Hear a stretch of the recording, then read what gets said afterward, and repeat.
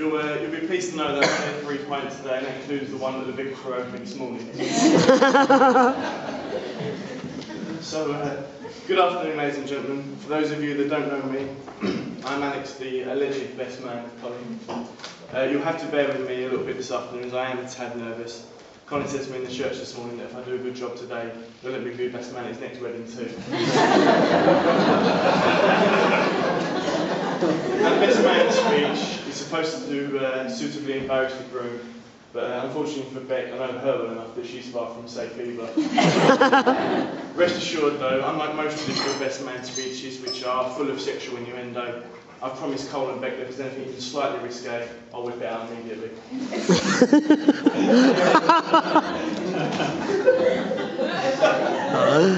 Now, I've known Cole for over 7 years now, and for those of you that don't know, although Cole's still doing already, we shared a room in Oklahoma for the best part of 6 months. With a cockney and a mank living in such close quarters together, it was like a surreal mix of Only Fools and Horses and Shameless doing porridge together. Now, Oklahoma was a huge test for our lovely bride and groom, and I can't imagine it was easy to spend so long apart in different time zones.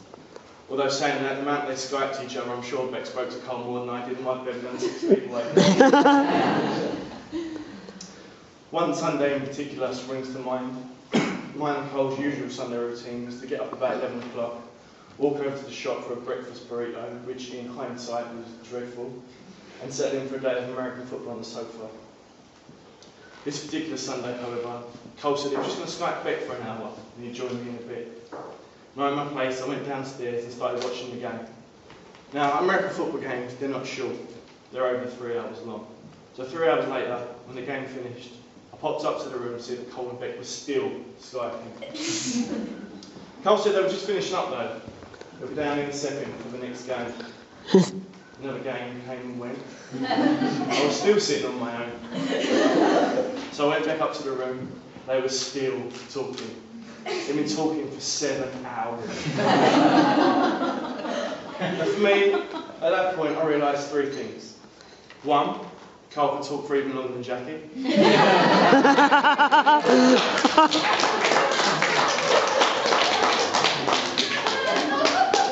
didn't know I was to Jackie when I wrote the speech earlier. Secondly, Cole must really love Beck because he hadn't eaten for 7 hours, and let's face it, we've all seen the photos of Cole out for home, but the boy could eat.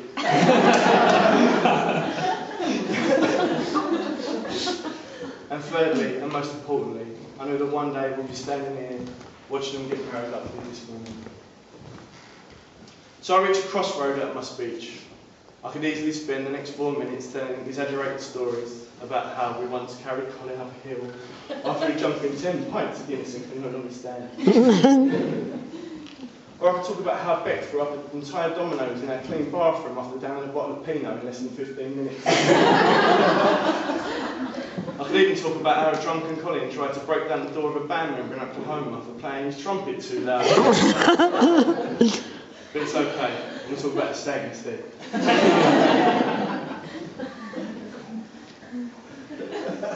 They say what happens on stag stays in stag, but where's the fairness in that? I'm sure you all want to hear about what happened in the evening. Yeah. No shoes for children.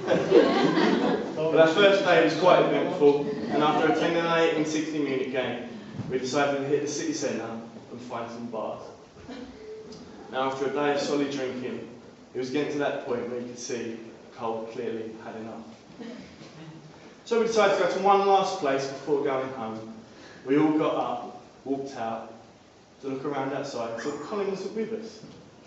So me, Biscuit, Andy, drink. I know you're playing a drinking game, so finish off.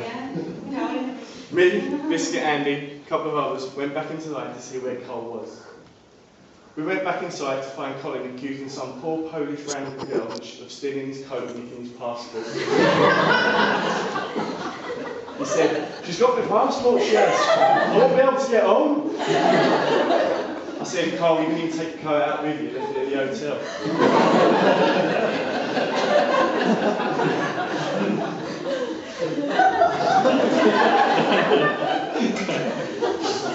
He didn't listen though, though, and he picked up her cardigan on the table saying, "I'll take her coat then."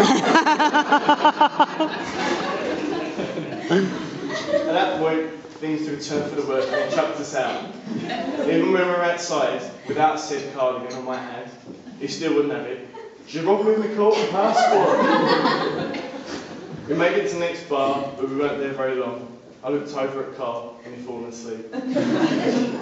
Sure enough, when we got back to the hotel late that night, his coat was hanging on the back of his door and his passport was firmly in his pocket. Now, as best man, I know it's customary to thank a few people. Firstly, the bridesmaids for performing their roles so well, keeping Beck calm and looking so great throughout the day. I'd also like to add that Beck was absolutely radiant today, and that Colin couldn't possibly be any luckier. I just want to say, I know there's a few loved ones who are no longer with us, who have loved to have spent the day with us, and we'll be so proud of you. I'm sure they're looking down on both of you and wishing you all the love in the world. Although Colin might not be the most romantic guy in the world, and I'm sure that Beck won't mind me saying that, no one can doubt how much he loves Beck. Behind his brushed northernness is a caring, compassionate Colin. You can believe that. A caring, compassionate Colin who'll take care of Beck for all their years to come. Although he's a friend, he's been more like a brother to me at times over the years. And I couldn't have been happier when he asked me to be best man today. Truly proud and privileged. And in Beck, and I found Colin's found a true keeper. There's only a few women out there as kind, loving and generous as Beck. As I said before, you couldn't be any luckier. So without further ado, I'd like us all to stand around for glass. To the bride and groom. To the bride and groom.